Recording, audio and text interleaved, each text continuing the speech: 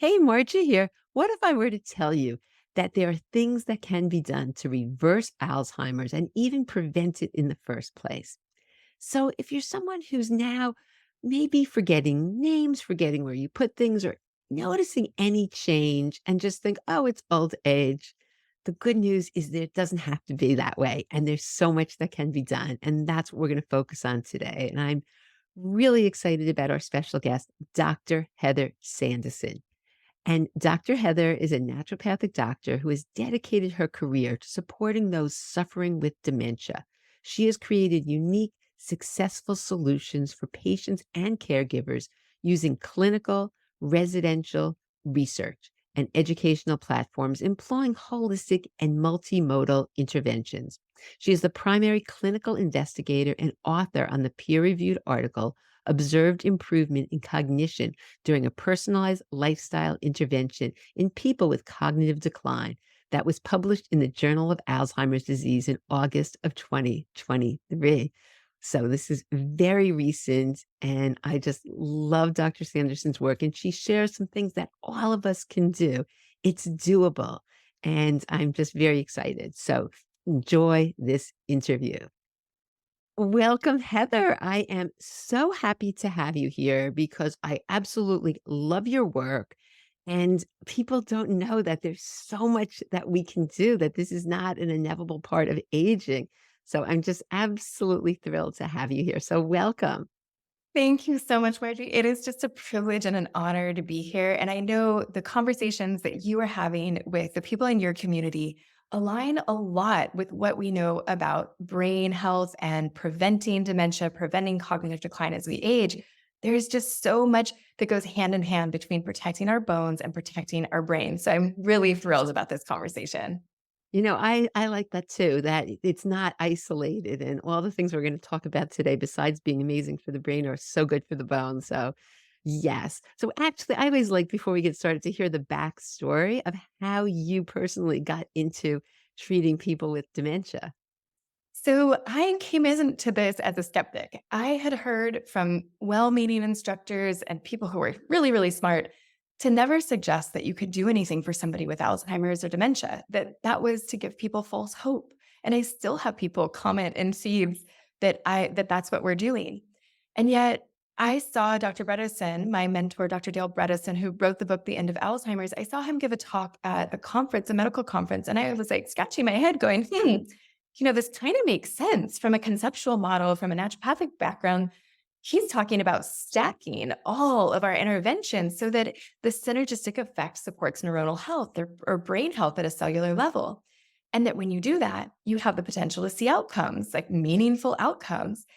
And so after that, I went to his, weekend long training. And then all of a sudden I was on his list of people who had been trained. And I had patients showing up with their loved ones in my office who were much more convinced that this was going to work than I was. And then Margie, what got me was I saw it happen over and over again. And not just with people who had, oh, I couldn't remember my neighbor's name or I keep losing my keys, but people who could barely answer questions with more than a yes or no answer. People who had severe dementia and diagnosed Alzheimer's got better. And it happened in front of my eyes. And at first I was like, wait, this can't be real. I was in disbelief. I could not believe it. And then I went to, oh my God, I have to tell everyone. Because if this is possible for the patient sitting in front of me with severe Alzheimer's, what's possible for everybody who doesn't even have it yet? There is so much suffering that we can be preventing. And I need to tell everyone as fast as I can so that we can stop this like tsunami of Alzheimer's cases that is coming towards us as the baby boomers age. It is like now is the time to make these changes. Oh, I love this. So let's talk, because you're right. There are a lot of skeptics and they're like, oh, come on, nothing works and just the medication. And there are people that really sort of poo poo the whole thing. And it's so unfortunate, but there is science. So why don't you share some of the science that supports this? Yeah, thanks. Thanks for asking because we're celebrating right now on my team because just this month, we're recording this at the end of July. And in June, our online version of the paper that we published with the Journal of Alzheimer's Disease was put out there into the universe. It's a peer reviewed publication that showed our clinical trial that we did. We took 23 participants with measurable cognitive decline through a 6-month intervention, very much based on Dr. Bredeson's work. And in just 6 months, 17 of those 23 participants with, again, measurable decline. So they had an issue. This was not just subjective where, oh, maybe I'm not thinking the way I used to 10 years ago. This was measurable and impacting their lives. And 17 out of those 23 people got better in just 6 months.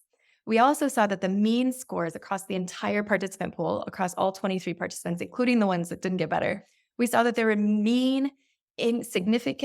statistically significant increases in both memory and overall composite cognition scores on the Cambridge Brain Sciences test, as well as on the MoCA scores. And the MoCA score I'll refer back to during this conversation. The MoCA is the Montreal Cognitive Assessment, and it's a way we put a number on someone's cognition so that, our practitioners can communicate between each other, and also so that we know if someone's getting better or getting worse, right?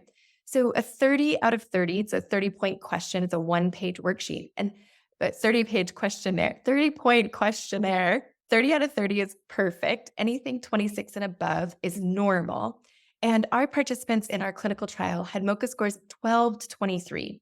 So they weren't nonverbal, right? They weren't at the very, very end, but this was cognitive decline that had a significant impact on their ability to work, on their ability to connect with their family, to remember a story that was just said. They're repeating themselves.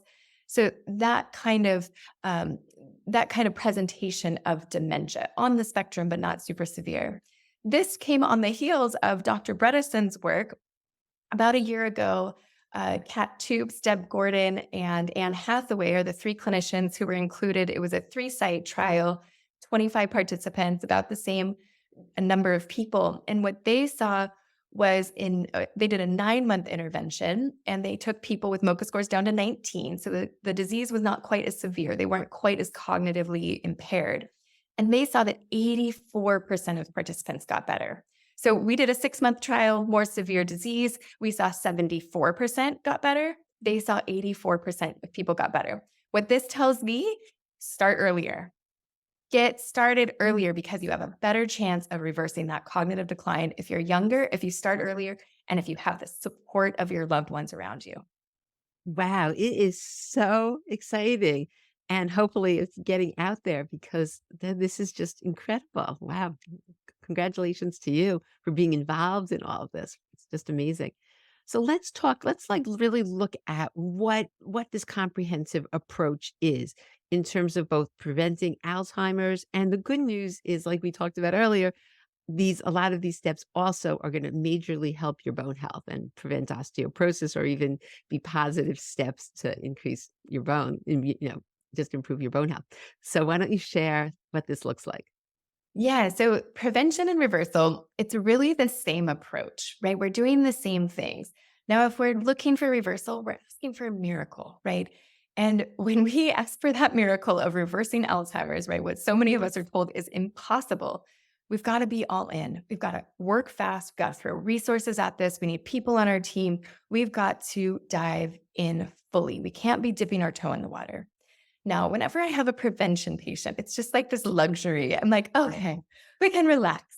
We want to be proactive. We want to get into it. We want to start doing all of these things. We want to systematically check all of these boxes, but we don't have that pressure of like a ticking time bomb where we've got to act so quickly and so aggressively.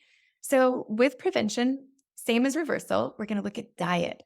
And I highly recommend an organic ketogenic diet that is really vegetable forward. So there's a great cookbook by Dr. Will Cole, called Ketotarian, which is a really plant forward ketogenic recipe book, a cookbook.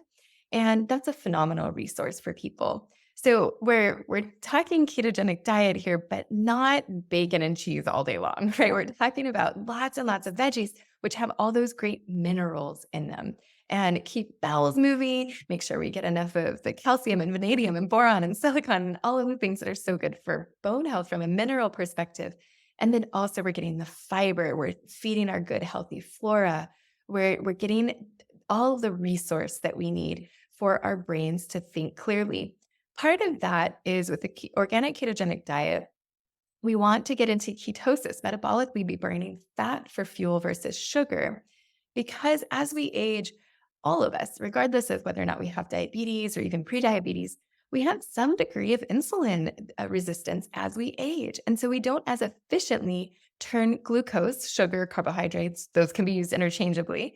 We don't convert the glucose into fuel as efficiently as we did when we were younger.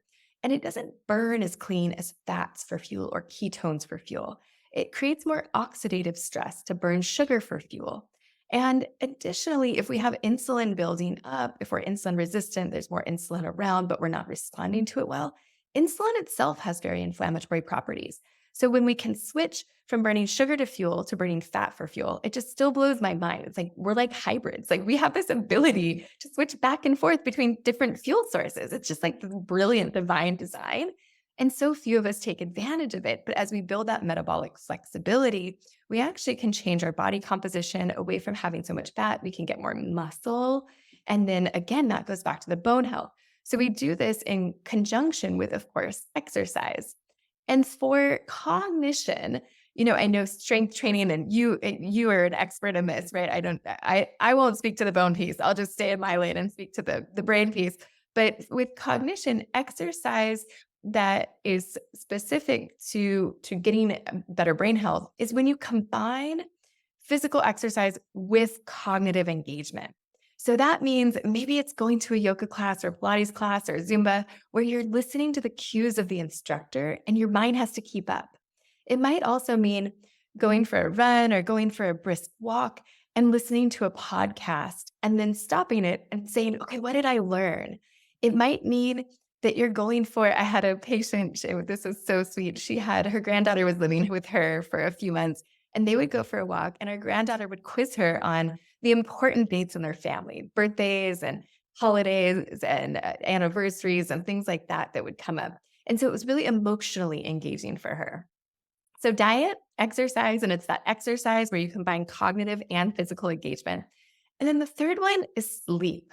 Sleep is so crucial to cognitive health because it's when that lymphatic system that rinses our brain. So this is the lymphatic system that is specific to the brain. And at night, there's like a contraction and release, like a pulsation that happens, a literal, like, I think of it like ringing out the brain. This is when all of the toxins are most efficiently being moved out of the brain.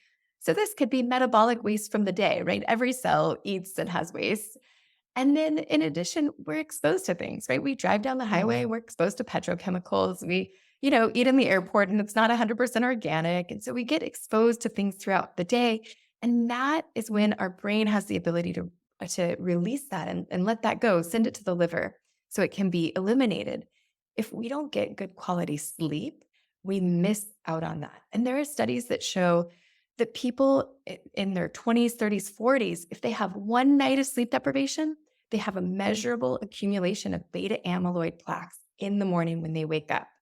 So you can imagine that if you do that over a decade, over 2 decades, you have plaque accumulation that's associated with Alzheimer's that is going to lead to structural changes in the brain that will eventually manifest probably as cognitive decline. So sleep is a great way to prevent that. One of the primary tests that I order for anyone with suffering with any sort of cognitive changes, and even anyone aging, is a sleep study because obstructive sleep apnea is essentially mild brain damage every night. And as a brain doc, I'm just not okay with that, right? We need to address it. And there's lots of things that we can do. And I have watched it just in the last 6 months, I've had 2 patients who came in with MoCA scores of 8. So this is severe cognitive decline. This is a MoCA score below 10 means you're not living independently. You are dependent on someone else to help with activities of daily living. And both of these patients who were in that category, treating their sleep apnea was, I think, the critical intervention. And they both more than doubled their MoCA scores. So they went back up into that like 16, 15, 16, 17 range after about 3 to 6 months using the CPAP, obviously doing other things as well. But I think that made a really meaningful difference. And so if not forgetting, like we got to check sleep, we got to optimize sleep.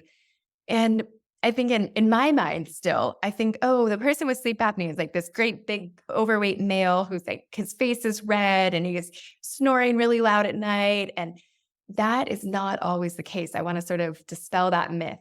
I have little, sweet little small women who do not snore, have never snored, who have obstructive sleep apnea. And so it's really important that if you have cognitive decline, we rule this out. We make sure this isn't part of the picture because we might not have clear signals that it is. That is just so incredible.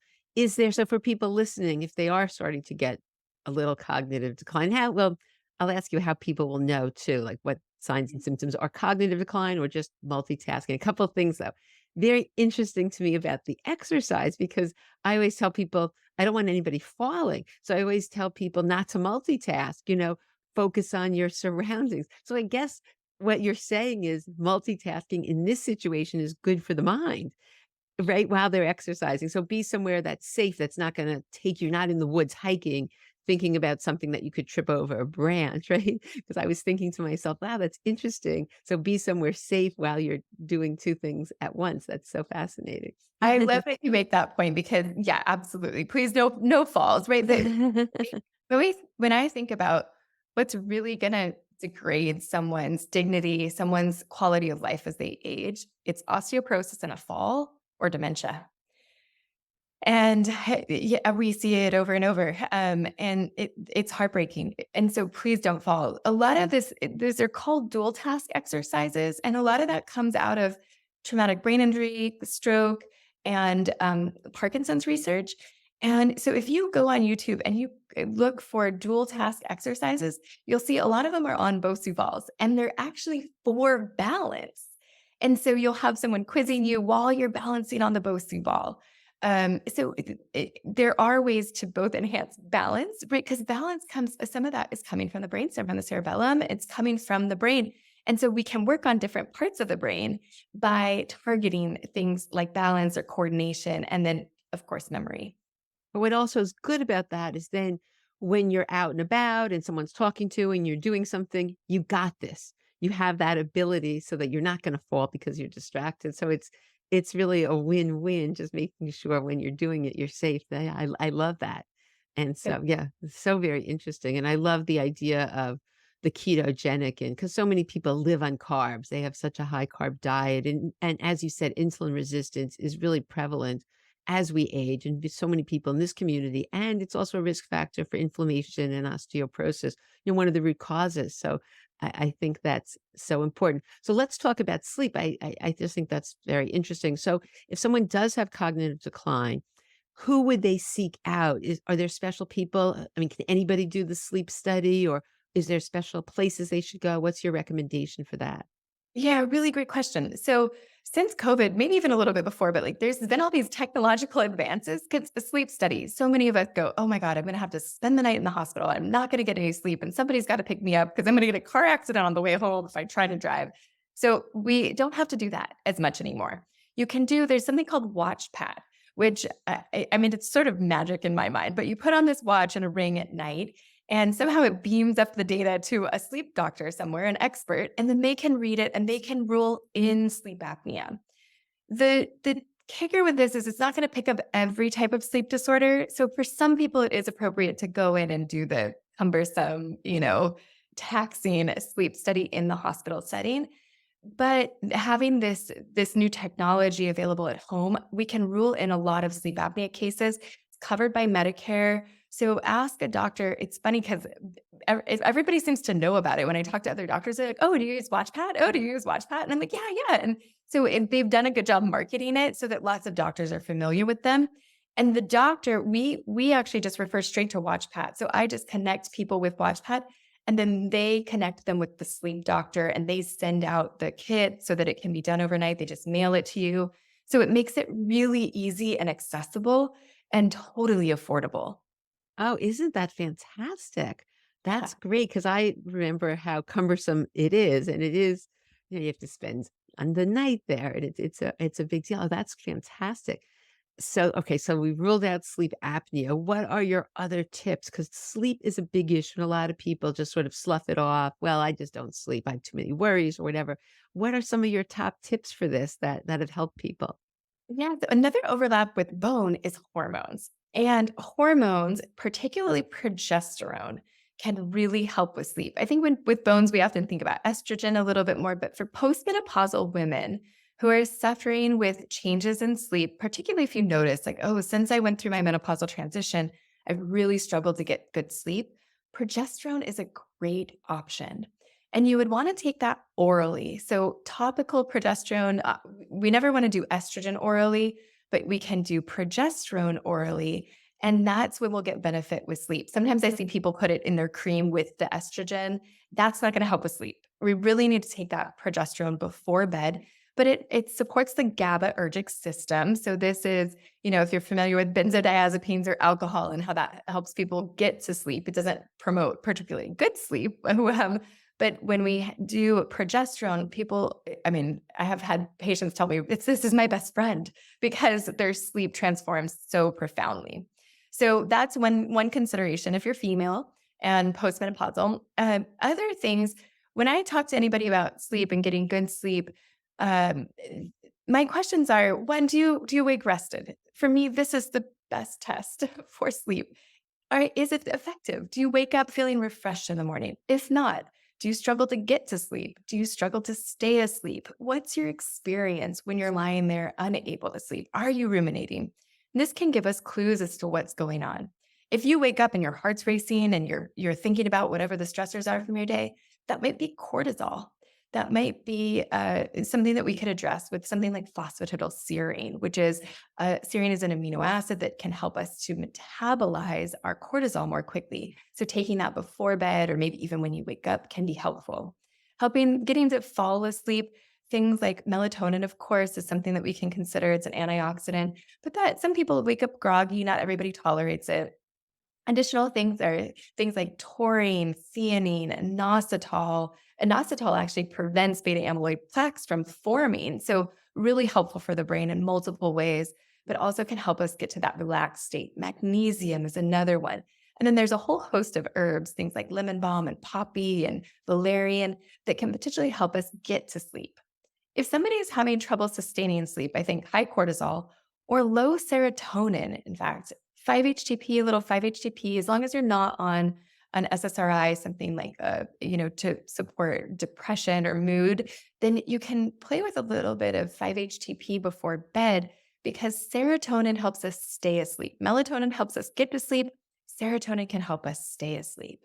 And then, of course, Margie, like I love talking about the lifestyle pieces, and that's really so foundational. So, avoiding blue light before bed, that's from our screens. Maybe even considering turning, if you have a night light or a light that you read with, making sure it's on more of that orange red spectrum so that that is going to help with the production of melatonin. Um, Not looking like no news, no stressful things. If we're gonna watch anything after dinner, make sure that it's happy and it's relaxing, that we're not gonna wake ourselves up with again that cortisol rush of something, too stressful or exciting. And then the room, the temperature of the room, most people like it in that high 60s, like right around 68 tends to be pretty optimal for a lot of people. But I have known a husband and wife where, she's got maybe a little hypothyroid and she wants it at 75 and he wants it at 61. And so there are these pads that you can put on the bed to adjust the temperature or just, if it's AC or heat or whatever you need to make sure that that temperature is optimized for you.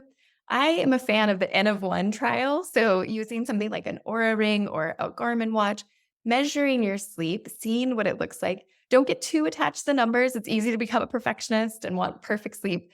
But what we can do is make these little adjustments. Maybe we change the temperature. Maybe we change our sheets, or maybe we sleep in a different bed, get a different mattress. Maybe we notice sound is affecting us. And if we make these little changes and we see, oh, okay, my sleep was better when I didn't have a glass of wine versus when I did, then now we can start making these decisions based on some data. And we can, again, stack these interventions, these little adjustments, so that now all of a sudden we're getting significantly better sleep. Oh, I love all of those. And as you said, I can't get over the scores, how that changed with the improved sleep, so it's not something we should just sort of we have to pay a lot of attention to that. So important. So critically important. What I'd love you to do, you've done something amazing with the facility, what you created for people who have Alzheimer's. And I think it's really, I would love you to share what you did.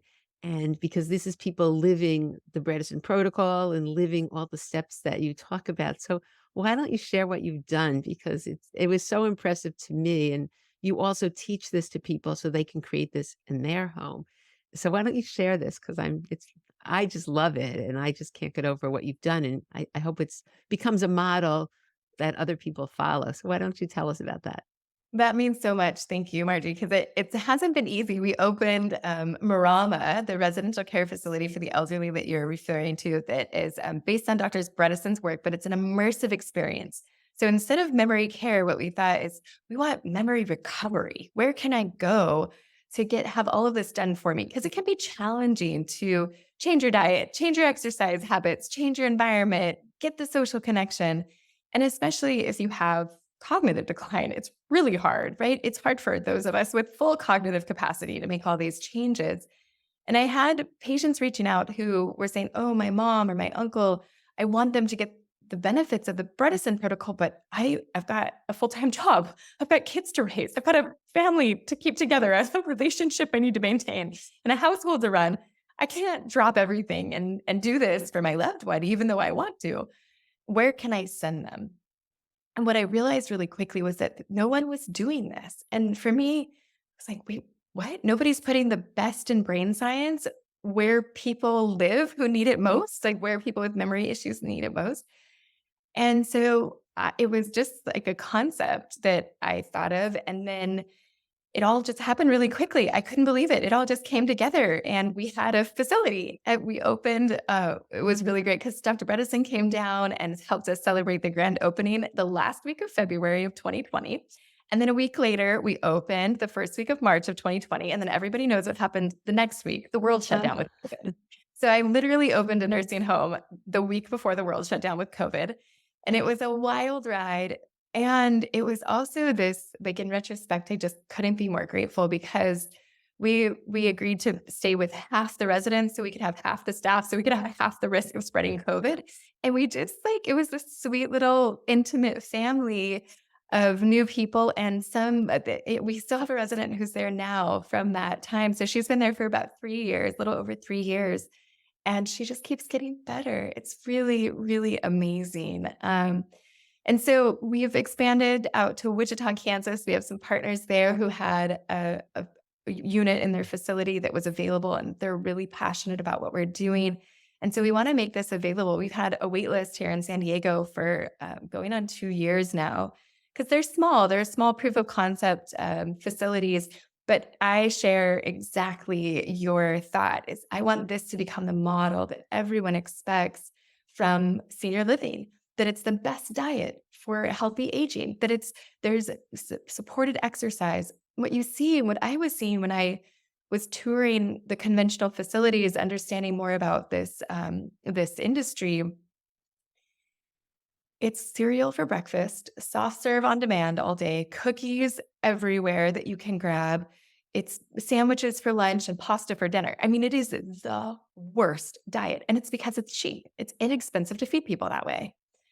And it's palatable, right? And I mean, at some level, I get it, but that is not what's best for people. And if you make that, if that's what's available, that's what they'll have. But at Marama, I mean, I organize my life so I can eat over there. It's so delicious. Like the food is so good, so satisfying. Nobody's complaining about the food. They're all saying, like, can my daughter come over and have lunch with us so that she can have some? And then the exercise piece, they're a fall risk. We talked about falls and what a big risk this is for people, and it's heartbreaking. And you don't want anybody to fall, but if you encourage them to sit in chairs and on couches and not get out of bed because they're a fall risk, that just makes their risk higher, not lower. And so it's really important we've staffed appropriately so that people have the assistance and the help they need. And then we have our days designed around getting the engagement, the cognitive engagement, the creative engagement, the community engagement, the Tai Chi, the Qigong, the yoga, the meditation, all the things that are going to help with balance and coordination and memory. And then we have like an exercise circuit, and we do the bands, and we do all kinds of things depending on what that individual needs. We kind of make their circuit for them, and that is how the days are set up, so that the diet, the exercise, the engagement, the environment is non-toxic. And then our support staff, they expect people to get better. And people are interesting, right? They will rise to the expectation that's set for them. So when we expect better, they seem to do it. And it's when you have someone move in and you're expecting them to just kind of wait out their days and perish at some point, that's what happens, right? So we've changed, we're really shifting the model, because my goal with Marama is, if we can get people to move in a little earlier, I think of it as like an extended vacation. It's a health retreat. And then what you do is you take all of the routine and the information, you take it home with you and return to independent living. That is my ultimate goal for people who move into Marama. If we wait until it's more severe disease, that's harder. And like the woman I mentioned who's been with us for 3 years, she's gotten better, but she probably wouldn't be super safe living independently. And she would have to, run her house. And for her daughter, her and her daughter have decided that Marama is the best place for her. She's got a good spot, good thing going. I just love this on so many levels, and I love the piece you said, like, what you put your attention on grows. So if everybody's like, "Oh, they're just gonna, stay here until it's the end of them," that's what happens, but the fact that everybody is in this positive mindset. But also, why don't you share what you've seen from the residents there? What's happened? Because 'Cause you've been doing studies on this, you've been testing them. Yeah, we test them. So just to be clear, that wasn't what we did the clinical trial on. So Right. everybody at Marama, they weren't participants in the trial. Those people were all living at home, like your audience. They were living at home. This can be done at home. You don't have to be in an immersive environment to get those results. At Marama, just miracles happen. We had a woman move in who had been doing the Bredesen protocol. Her and her loved ones had been in touch with Dr. Bredesen for years. They'd read the study early on in 2014, and they'd been doing as much as they could from her apartment in New York. And then but it was a lot. It was hard on everybody who was supporting her. It was taking, she needed 24-hour care. Her MoCA score was zero, is zero. And she was nonverbal when she moved in. And, we kept doing the Bredesen protocol, but we did it in this immersive environment with more community. And it was incredible. She uh, went from nonverbal to being able to say, I'm cold. I would, she is very thin. And so I'll go in there and rub her arm and say, hey, how are you doing? She said, that feels good. She will string together sentences that are appropriate. She even read one of our staff members' name tags. I mean, and this was from someone who couldn't speak. People still age, right? Like we do our best to slow it down, but we're all human, and that's part of reality. And so she's had ups and downs, and she had a wound on her foot and was unable to walk for several months because of that. And, she was on they had put her on hospice, and she just is a fighter, and she recovered. Like, she is a walking miracle, and just proves to us over and over again what is possible for people as they're aging, and how when you put your mind to it, things heal. We are designed to heal. There have been other residents, I mean, countless residents who have moved in with cognitive decline whose MoCA scores are, especially when they're in that like mid-teen, 16, 17 range, it's relative. I mean, I'm not going to say easy. It is doable to get that number back up within about 6 to 12 months. And it means that people are present when they're having a conversation with their grandkids. They remember their names, so they know who everyone is, and they can connect.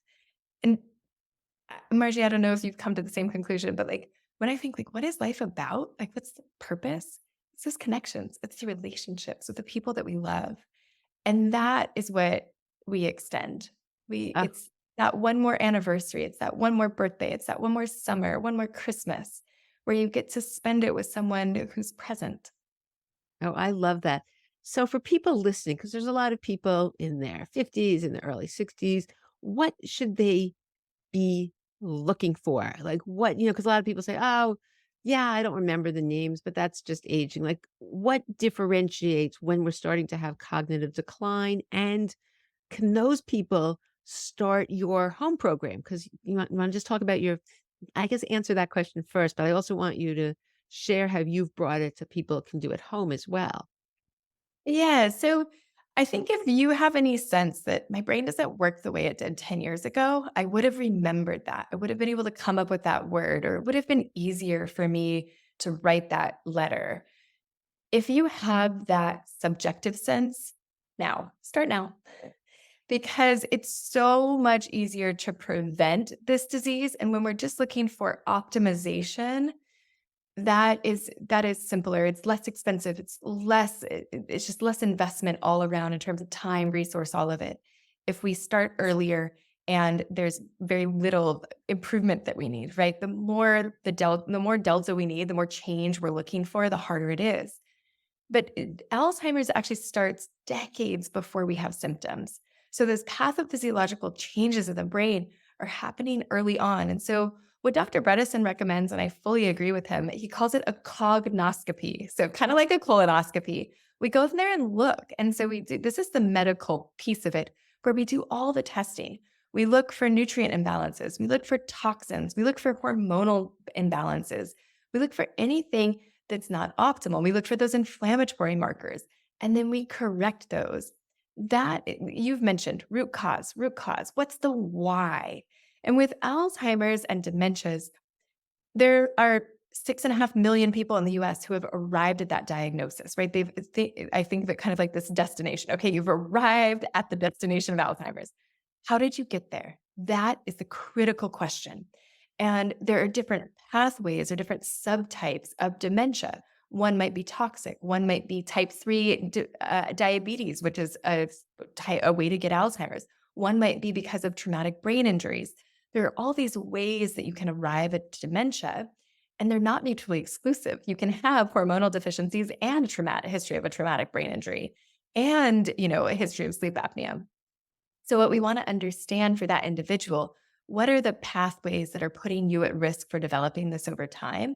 And let's get rid of them. Let's bring you back down that path. Let's go in the other direction towards optimal health and wellness and graceful aging.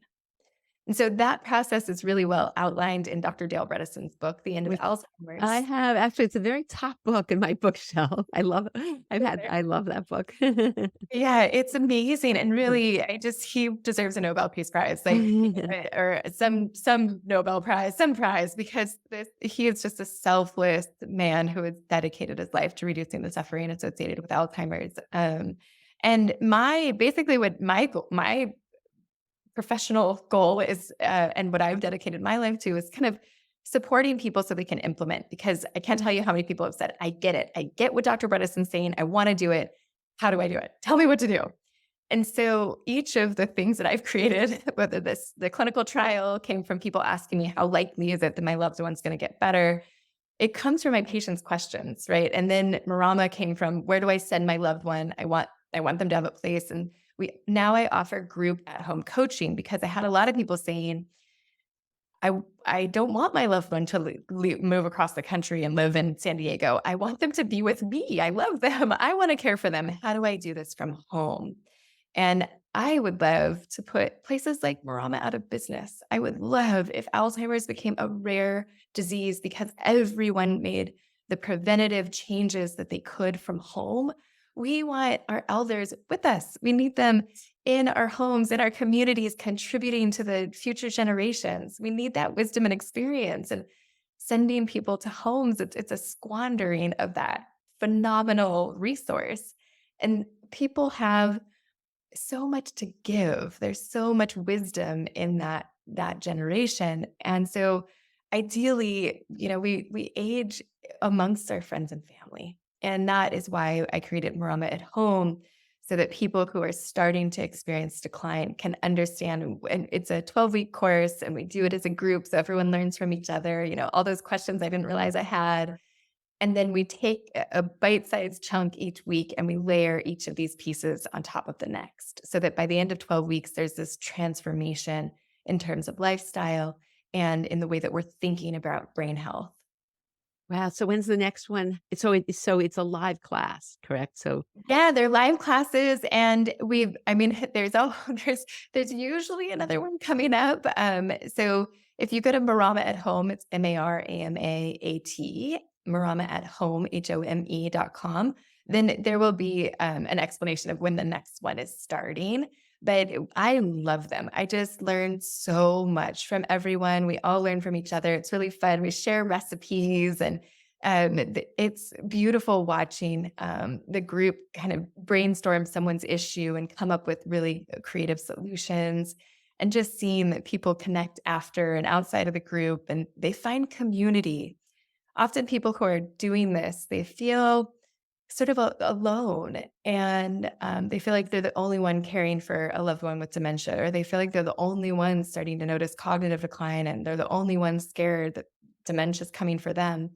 And seeing people just come together and share in that community and share in this perspective is really, really incredible. wow, I'm a big community person myself, and I just find that so much gets done. It's very hard to do things by yourself, but when you have all that support, it magnifies the effects. That's really wonderful. So you're saying there's 2 types of people. There's people who are either the caregivers who can learn, as well as people that are just starting to, see that they might have some cognitive decline. That's just fabulous. Are there any other links that people or how else can people get in touch with you and your work? Yeah, drheathersandison.com is another place where you can see, and certainly you can sign up for my email list and the newsletter. And we'll be sharing news from Silsari, from the clinic, future research projects. We'll be sharing changes at Marama as we expand there. And then I have a book coming out in June of 2024. So you'll get updates on the book. And that is really going to be a how-to guide. It's based on the course, and it'll be, I want somebody to just, like, what I imagine is someone at home just dog earing and underlying and putting notes in the margin around how they're going to change their habits at home. It's the toolkit. We think of it as the new toolkit for Alzheimer's, so that you can prevent or reverse it at any stage. Oh, Heather, that is so exciting. That Mm, is just wonderful. Oh, thank you. that will have to have another place on my bookshelf. Yeah, I will send you a signed copy of the draft. Yeah, it's really fun. We're turning the manuscript into the editor in 2 weeks. So this is all Oh, happening. what a So great way to spread this information. That's fantastic. Oh my gosh. So is there any we could talk forever because you're such a wealth of information, but I think what you're showing people as this is real. This is real. There's proven results. You can reverse Alzheimer's, and you've seen it patient after patient after patient. And it's not one thing. It's looking at the root cause and dealing with the underlying root causes, and that works, that approach. So it's just so wonderful. Is there any last minute things you want to share before we end? This has just been so terrific. Margie, I'm just such a huge fan of yours. It's such a privilege to spend an hour chatting with you, getting to know you. And I just, the more I learn about your work, the more impressed I am by you. I love the happiness stuff that you're doing. And I think it's so important to healthy aging. It's so important for all of us. And it's really the type of thing that has this ripple effect in the world. It's like a butterfly effect. And so I just am so grateful to know you and be collaborating with you in this way to share this information. Thank you. Oh, well, thank you so much and good luck. I'm really excited about all the things you're doing. So thank you so much for being here and just making such a contribution to the world and really helping people. As you said, big deal if their bones are good, if they can't enjoy their life. So it's so important. We need them Anyway, both. thanks so much, Heather. It's been such a Thank you. pleasure. I hope you enjoyed my interview with Dr. Sandison as much as I did. It's just amazing that there's so much that we can do to both prevent and reverse cognitive decline. And this information just isn't known. After our interview, Dr. Sanders and I were trying to think how we could provide you with even more information and value. So we decided to create a webinar together. And what we're going to do is really go over what we can do to boost brain health, improve memory, and even reverse cognitive decline using a ketogenic diet. And this is something that Dr. Sanderson has done and has had such fabulous results. And she's really going to go in much more detail on what we can do. So the webinar is going to be on September 13th, and it's at 7:30 p.m. Eastern Time and 4:30 p.m. Pacific Time. And so all you need to do, the links will be in the show notes, but you can also go to tinyurl, so tinyurl.com/my sharp mind and sign up. It's free. There's going to be just so much great information. Additionally, Dr. Sandison, for everyone who signs up, will be sending you a booklet on healthy activities for your brain. So just more information because we all want to keep nice, sharp brains. It doesn't help to have strong bones if we also don't have a strong and sharp mind. So I really hope you can join us, and all the information will be in the show notes. And if it's past that time, make sure to look at the show notes because there'll be ways that you can also, learn more about Dr. Sandison's work. Additionally, make sure to download my free Improve Your Bone Health Naturally mini course to help you on your path to optimal bone health. So, thank you so much for tuning in, and I look forward to seeing you on the next episode.